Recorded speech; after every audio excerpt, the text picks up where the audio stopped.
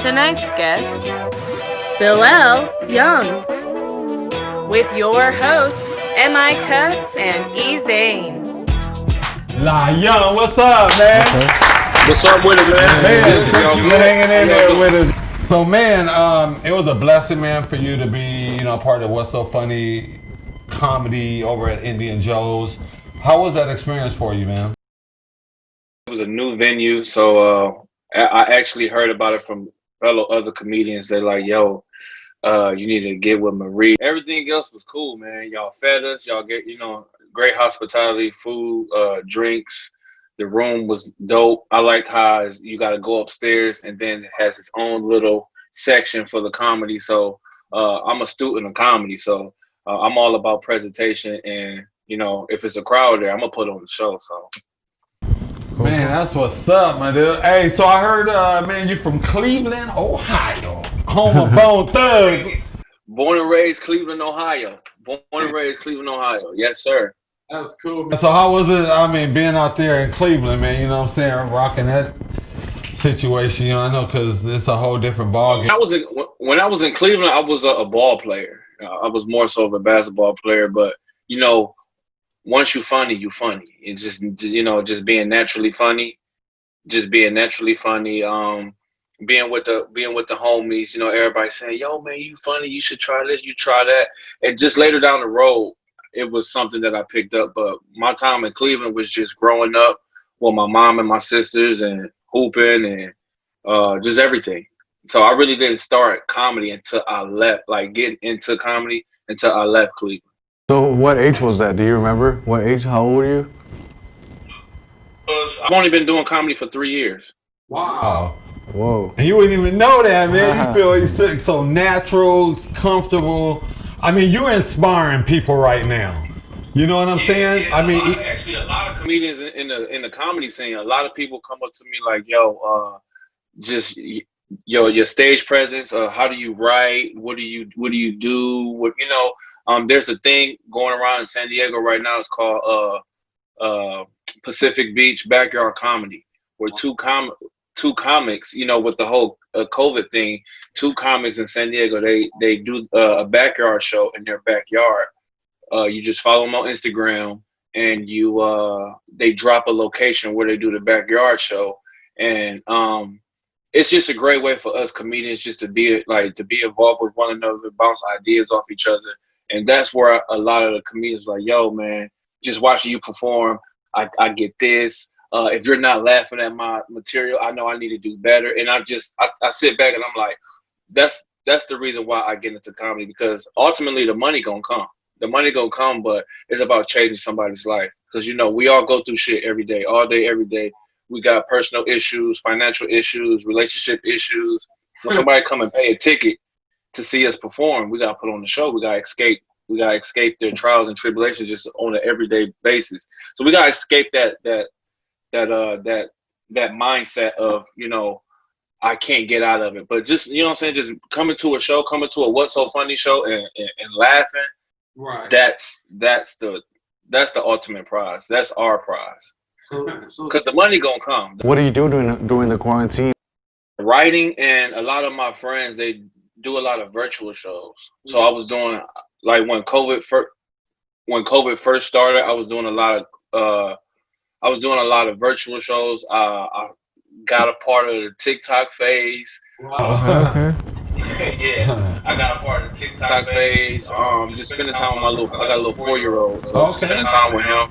Because before, I'm always working, I'm always doing shows. I did that time that I could have had, with him. Just caught back up. So that's what's up, man. That's just doing a lot of spending the time with my little man and writing, and That's good, right? Man, yeah, that's cool, man. And like back to that, that whole thing, with inspiring comics, and that one gentleman, he came. He was actually, like, I would say, he was special needs, and you got through to him. Like, that's power, bro. Like, you got through to him where he just was like you know, I'm like, and that was really inspiring, man. And this story, Yeah. That's what we do comedy to inspire people. right? You do That's comedy what's up, to man. inspire people. Will Smith got this quote where he says, "If you're not living to better someone else's life, then you just like, what are you living for?" Right. And Go. I realized I thought it was basketball. I thought I would change people's lives through basketball, even though I still do that. But comedy is where I can get to people because when I write my comedy, I want everybody to be able to understand it. And for someone in that, I don't say special needs, but what he's dealing with, for him to listen to my material and be like, "Yo, I want to start comedy because of that guy." That right there, that speaks over any individual accolade I could ever get. Anything. Right. So I mean, what inspired you? You know, I mean, to really get into the comedy game. You know, I mean, what was your? My mom. My mom is like the one. She's the one that's like she's funny. So I get my funny bone from my mom. But just being just that third eye that us comedians have, just that third eye. I find funny in anything, even tragedy. I just like I could be at a funeral and just looking at the different stuff that's happening and just get a bit out of it. So it's just it was always there, but I never really I didn't hone it until 3 years ago. Actually, 3 years ago. Wow. So 3 years in, man. Wow. always been writing though. I've always been writing. I'm not gonna say that I just jumped on stage and when I first started. I didn't do what most normal comedians do. I didn't just jump on the stage and just start doing it. What I did was I studied. I watched comedy. I went to comedy clubs, sat in the back of the room for about 3 to 4 years. Wow.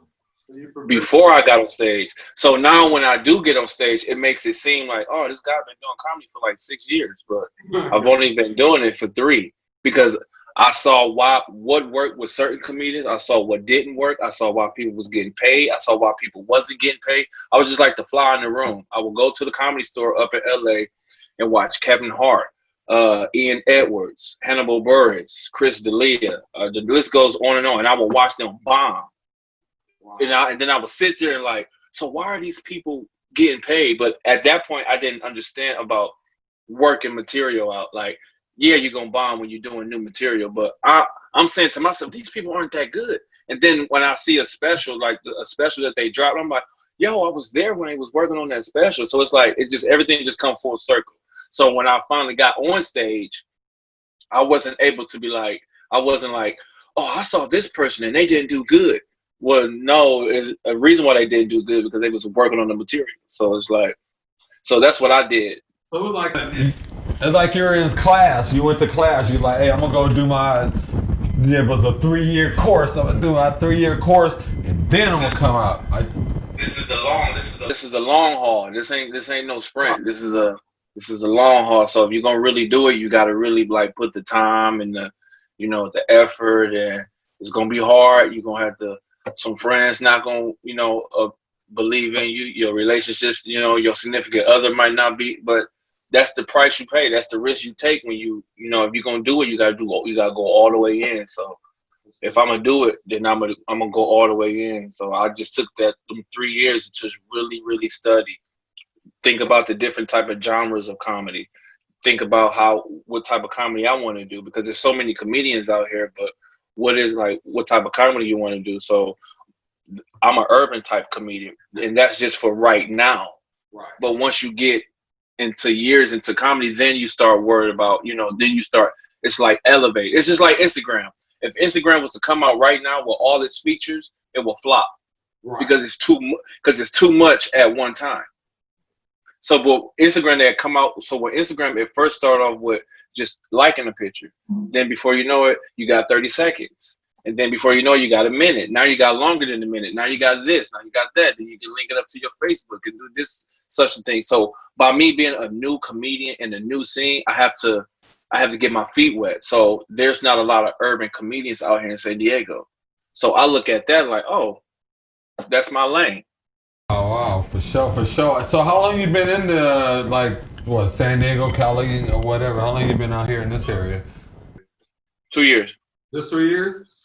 Two. 2 years. Oh, okay. So you actually started back in the Cleveland area. No, I started in Texas. Oh, and comedy? Damn, Robert, we came from the wild. Woo, wait. I know it gotta be. How was it? Now, I really gotta ask you about that shit. How was it doing comedy in Texas, right? Listen, the comedy scene in Houston, Texas is like it's like gutter, like straight gutter. Like you gotta like out here if you won't do good, it's like nice. It's like, oh, okay. But out there when a comedian not funny, boo, get off the stage, he's not good. And those are just the urban rooms. So when I was able to go to like the Improv and like the Secret Group and like Dallas and Austin, when I got into like the white rooms, it was easy because the rooms that the rooms that I'm used to is like there's fights, there's you got weed smoking, you got people, you know what I'm saying, trying to hit a lick, you got people scheming on, that's all that's in Houston. And then you come out here in San Diego, it's just like everybody's nice, everybody's talking about what they're getting ready to do, and to me, I'm like, oh, I'm about to go through this, like I'm about to eat, Not saying that San Diego don't have no good comedians, because they do. San Diego got some really good comedians, but it's like you come from some, like it's just like coming from the hood. I'm from Cleveland, Ohio, but I come to San Diego where it's palm trees, beaches, beautiful women. I don't see a stray dog. I ain't see a stray dog. Bro, how everybody a dog out here, everybody got at least So it's just getting used to, but now that I'm out here, I got my hands in a lot of stuff, and it's just everything is just going good. Hey, what part of Cleveland you from? Union. Okay. Yeah, you know what I'm saying? Like, I'm affiliated with the Bone Thug families, that's Cleveland all day. They in the hood. Yeah. East 99 and shit by Glenville. They like, oh, Glenville. My mom went to Glenville. I like the Glenville neighborhood. Yeah, like Superior. Yeah, they're from over there by St. Clair. St. Clair. That's that thing. That's the part of Cleveland you don't go. You don't go over there. Hey, I got the chain on too, Bone Thug. Yeah. Look like one of them. Yeah. Well, he's one of the artists. He was on Crazy Bones project. Yeah. Under the influence. Actually, no, it's on the label, yeah. His cousin does merch up in LA. What are you most afraid of? Spiders, snakes, rats, bats, or the coronavirus? Listen, my big ass is scared of rats. Rats. I hate rats. I hate rats. I'm 6'6", 200. If a rat coming in the room, I'm gonna scream like a bitch. That's just me. I don't do rats. All right, bro. Let me ask you the next question, bro. What was the stupidest thing you ever done? Pay for some pussy. Oh, hell no. I ain't mad at you, though, man. That's an OG move right there. He paid for the cat. Just because you're young, you just put an OG move. Hey, ladies must have a saying, we don't buy no coochie. This is the longest I've ever been on the drop, so I was like, you know what? I'm going to go ahead and bust this move. And it was horrible. That's why I was a dumbest shit. Shut up, man. What you got for him, bro? What's the worst punishment you ever received from your parents?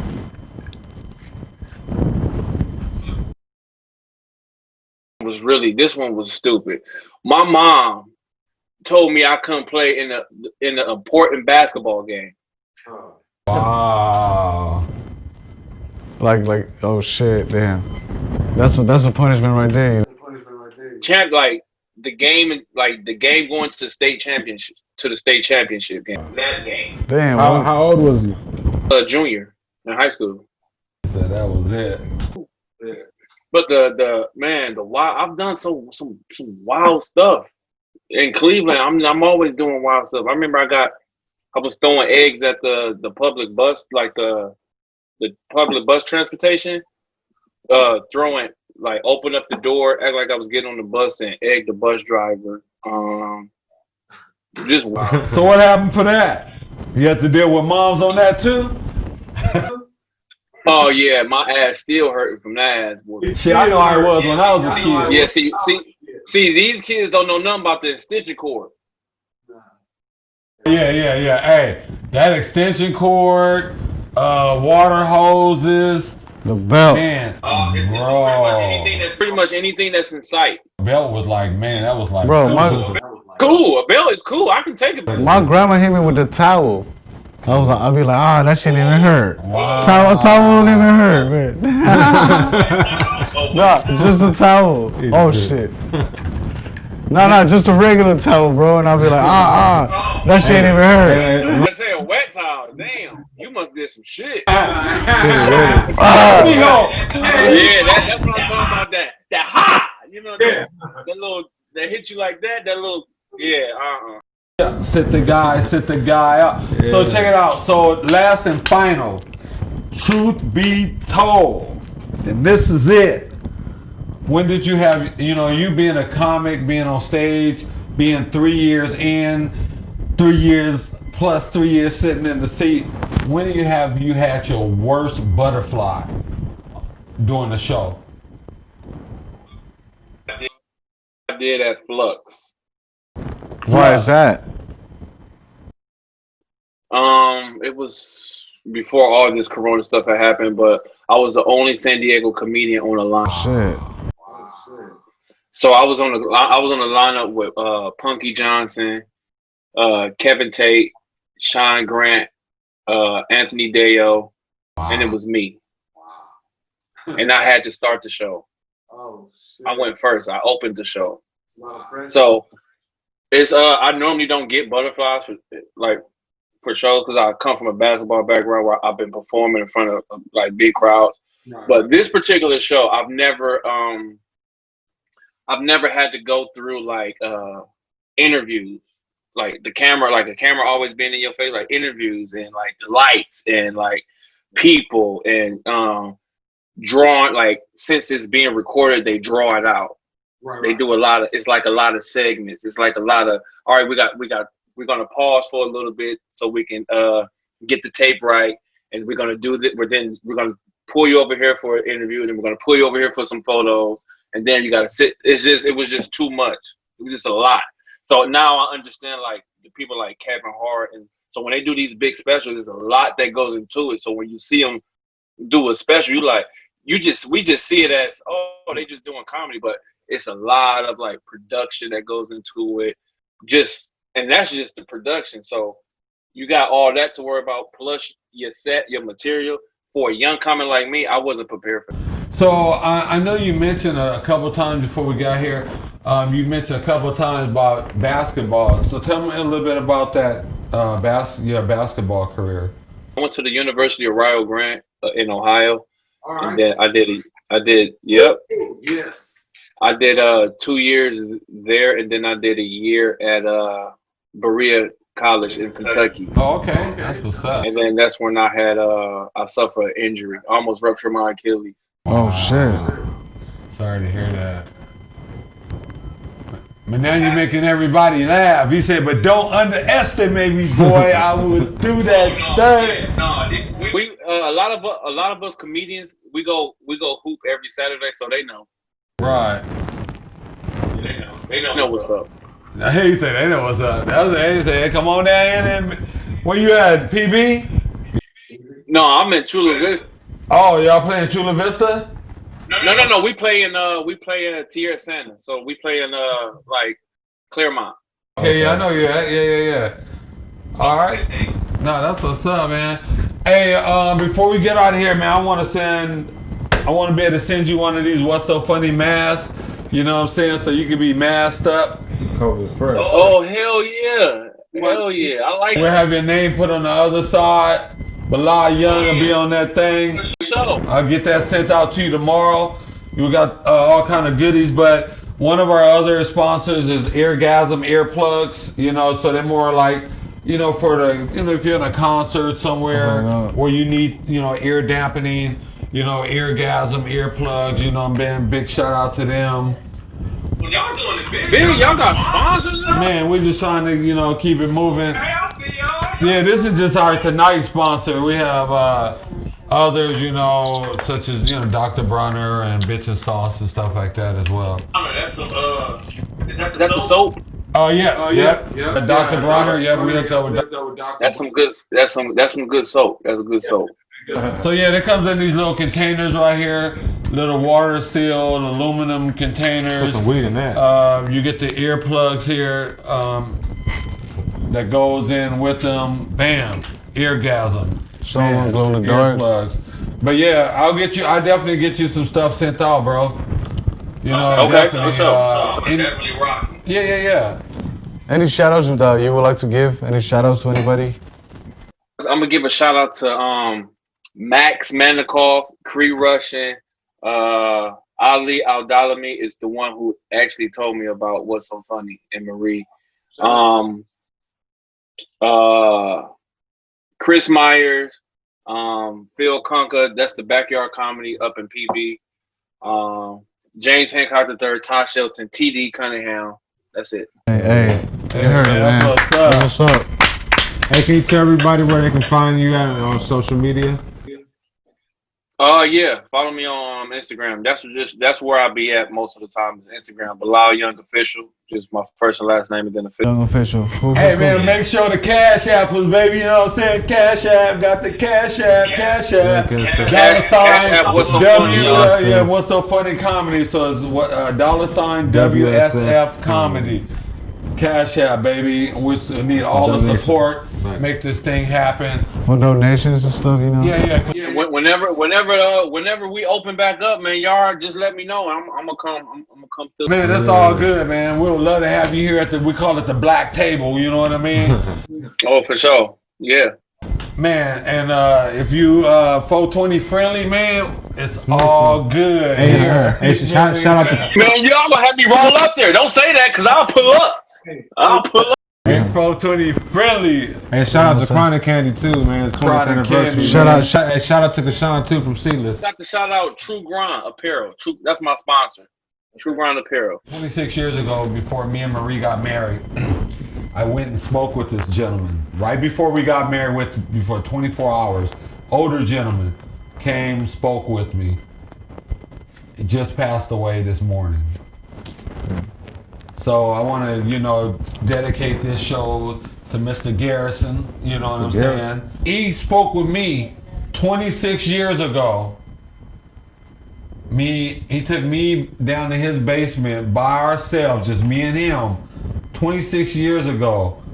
Me and Marie have been married 26 years in November. We've been together like 30 years.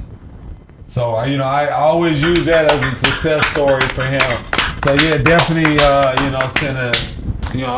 love to dedicate this show to him, and R.I.P. Yeah, it's my Uncle David. We call him Uncle David. R.I.P. Uncle David, man. Uncle David. Hey man, thank you for coming. Thank you for being here. Thank you for hanging in there. We got you on the mask. Till next time, we out this thing. Peace.